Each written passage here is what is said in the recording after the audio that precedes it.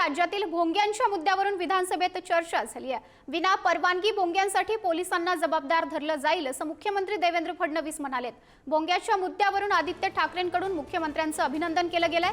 भोंग्याच्या दंडातील अर्धी रक्कम तक्रारदाराला देण्यात येणार असं सुद्धा देवेंद्र फडणवीस यांनी म्हटलंय। याऊरमध्ये रात्रभर पार्ट्या सुरू असतात, त्याकडेही लक्ष द्यावं असं जितेंद्र आव्हाड म्हणाले। याऊरमध्ये अशा पार्ट्या होत असतील तर कारवाई केली जाईल असं मुख्यमंत्री देवेंद्र फडणवीस यांनी म्हटलंय।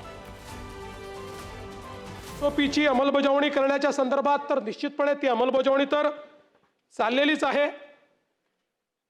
तर दर अधिवेशनात अहवाल द्यायची आवश्यकताच पडणार नाही, कारण आता भोंगेच काढले आहेत आणि पुन्हा लावायचा प्रयत्न केला तर आता एसओपी मध्ये एक बदल निश्चितपणे करायचं माझ्या विचारात आहे की आता ज्या पोलीस स्टेशनच्या हद्दीत तो भोंगा लागेल त्या पोलीस स्टेशनचा जो त्या भागाचा इन्चार्ज असेल त्याच्यावर याची जबाबदारी असेल, त्याला जबाबदार धरलं जाईल।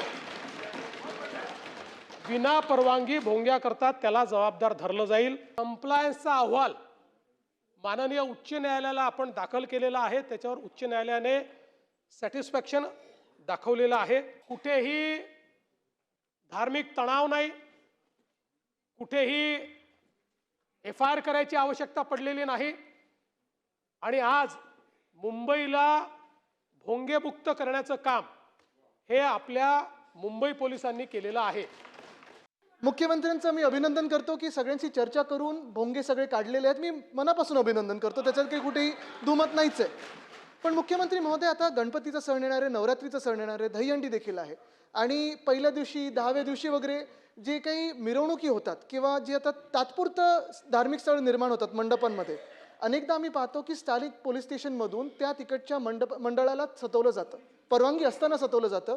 तर मुख्यमंत्री महोदय, जर डेसिबल पाळलं, सगळे परवानगी असतील तर आपण आश्वासित कराल का की ह्या जर काही मंडळांना सतवलं तर त्यांच्यावर काहीतरी आपण एक रेग्युलेशन कराल की ह्याच्यावर असं पुढे सतवलं जाणार नाही आणि जे सतवतील त्यांच्यावर कारवाई होईल?